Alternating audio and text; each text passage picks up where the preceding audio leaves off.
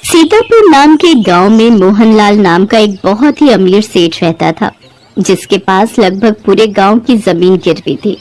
मोहनलाल स्वभाव से बहुत ही चालाक था। वो गांव वालों को खूब बेवकूफ बनाता था। सेठ जी, इस बार भी बाढ़ में पूरे गांव की फसल खराब हो गई है। कुछ ही देर में गांव वाले आते होंगे अपनी अपनी जमीन गिरवी रखने। सुन बे मुनीम, ब्याज ज्यादा बढ़ा कर दियो। भला इन अनपढ़ गवार गांव वालों को क्या समझ कितना ब्याज और कितना हिसाब है। वो देखिए मालिक, वो घबराए से चेहरे लेकर आ रहे हैं सारे गांव वाले। सेठ जी, हम गांव वाले बहुत मुसीबत में हैं, खाने के लाले पड़ गए हैं। अब आपका ही सहारा है सेठ जी। हमारी जमीनें गिरवी रखकर हमें रुपया दे दीजिए, बड़ी मेहरबानी होगी सेठ जी। सेठ जी, जैसे ही खेतों में बाढ़ का पानी सूख जाता है, हम लोग तुरंत खेती शुरू करके फसल उगने पर फसल बेचकर जो धन मिलेगा उसमें से आपको धनराशि देते रहेंगे और कुछ ही समय में आपको धन जमा कर देंगे और अपना खेत छुड़वा लेंगे। किसानों को अपने बीवी बच्चों का पेट पालने के लिए गांव के लाला के पास अपनी जमीन गिरवी रखवाकर धन उधार लेना पड़ा, ताकि 2 वक्त की रोटी नसीब हो सके। इस तरह सभी किसान इकट्ठे होकर लाला जी के पास गए और अपनी जमीन गिरवी रखवाकर लाला से धन उधार ले लिया। उधार तो मैं दे दूंगा, पर तुम सबको मैं 3 साल का समय देता हूँ। तब तक पूरे पैसे चुका देना, नहीं तो तुम्हारी जमीनें मेरी हो जाएंगी। मुनीम जी, हिसाब बनाकर इन सबको समझा दो और अंगूठा लगवाकर उधार के रुपए दे दो। सभी गांव वाले अंगूठा लगाकर उधार की धनराशि लेकर चले गए। उनमें से एक सुरेश नाम का किसान भी था, जिसकी प्रार्थना नाम की बेटी थी। प्रार्थना बहुत ही तेज दिमाग की थी और बहुत ही समझदार भी। प्रार्थना की माँ नहीं थी। बचपन से ही सुरेश ने अपनी बेटी को पाल पोस कर बड़ा किया था। सुरेश ने भी अपने खेत गिरवी रख दिए थे। वो गिरवी खेत में फसल उगाता और पकने पर बेच देता। बेचने पर जो धन मिलता वो उसे 3 हिस्सों में बांट देता। एक हिस्सा सेठ का, दूसरा हिस्सा घर के खर्च का, तीसरा हिस्सा बेटी की शादी के लिए रख लेता। एक दिन सेठ जब अपने पैसे लेने आया। अरे कोई घर में है? हिसाब करने आया हूँ। सेठ जी, बापू बाजार गए हैं, थोड़ी देर तक आएंगे। अच्छा, जरा एक गिलास पानी तो देना, प्यास से गला सूख रहा है। जी अभी लाई। प्रार्थना पानी लेने घर के भीतर चली जाती है। सेठ प्रार्थना को देखकर चकित रह जाता है। ये सुरेश की लड़की तो बहुत ही सुंदर है, काश। नमस्ते सेठ जी, मैं शाम को आपकी हवेली पर आ ही रहा था, पर बाजार का कुछ काम आ गया, इसलिए आ नहीं सका। प्रार्थना बिटिया, सेठ जी के लिए लस्सी बना ला। नहीं नहीं, बस पानी से मेरी प्यास बुझ गई। ला, तुम मेरे इस महीने के ब्याज के पैसे पकड़ा। वैसे सुरेश, तेरी बिटिया तो सयानी हो गई है, इसकी शादी का कुछ सोचा या नहीं? हाँ मालिक, इसके लिए एक अच्छा लड़का और परिवार खोज रहा हूँ। जैसे ही कोई अपनी बराबरी का रिश्ता मिलेगा, मैं इसके हाथ पीले कर दूंगा। सेठ वहाँ से चला जाता है। घर पहुंचकर वो सुरेश की बेटी के बारे में सोचने लगता है। उसका सुंदर चेहरा सेठ के दिमाग पर ऐसा बस गया था कि वो उससे अब शादी करके ही रहेगा। सेठ मौके की तलाश करने लगा। वक्त बीतता गया।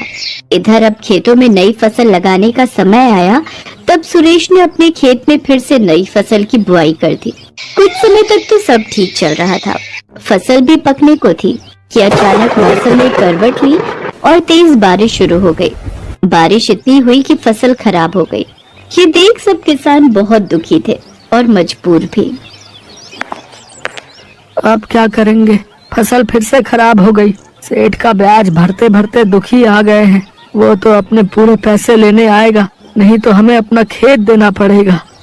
चिंता मत करो बापू, कोई ना कोई रास्ता निकल आएगा। सेठ से बात करेंगे, वो हमें कुछ दिन की और मोहलत दे देंगे। क्या बात है? बाप बेटी में क्या बातें हो रही हैं?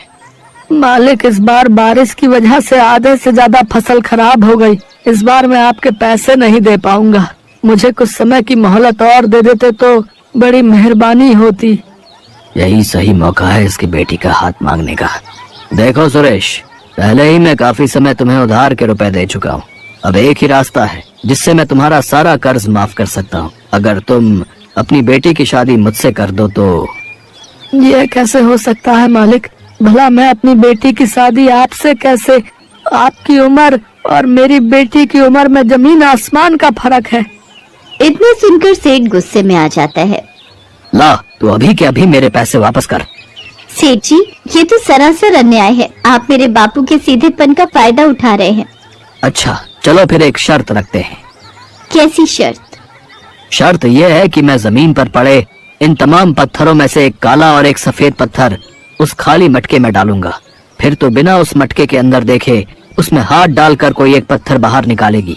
यदि पत्थर सफेद हुआ तो सुरेश, तुझे अपनी बेटी की शादी मुझसे करवानी होगी और तेरा सारा कर्ज भी माफ। और यदि काला पत्थर निकला तो तेरी बेटी को मुझसे शादी नहीं करनी होगी और तेरा सारा कर्ज भी माफ कर दूंगा। मुझे आपकी शर्त मंजूर है सेठ जी। पर बेटी, ये तो... प्रार्थना जानती थी सेठ एक मक्कार प्रवृत्ति का इंसान है, कोई न कोई मक्कारी जरूर दिखाएगा। सेठ ने नजरें बचाते हुए काले और सफेद रंग की जगह सफेद रंग के ही 2 पत्थर मटके में डाले।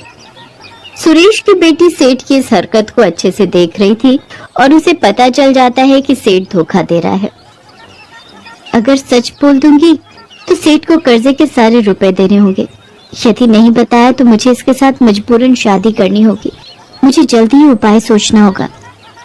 प्रार्थना इस स्थिति में अपना धैर्य बनाए रखती है और ठंडे दिमाग से काम लेती है।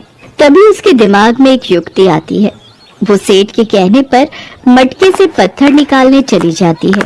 वो बिना देखे मटके से एक पत्थर निकालकर जैसे ही सेठ को देने जाती है, उसी समय झूठ-मूठ का जमीन पर गिर जाती है, जिस वजह से उसके हाथ का पत्थर जमीन में पड़े हुए तमाम पत्थरों से मिल जाता है।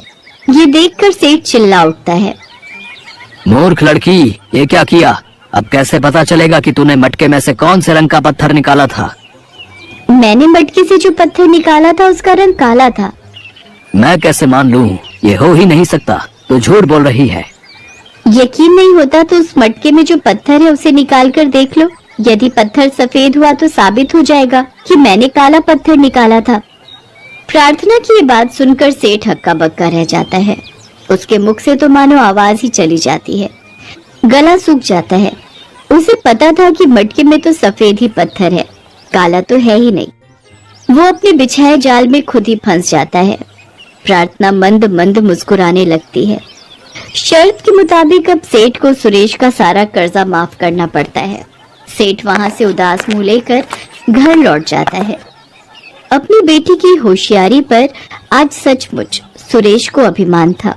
कुछ समय बाद सुरेश धूमधाम से अपनी बेटी प्रार्थना की शादी एक अच्छे घर में कर देता है।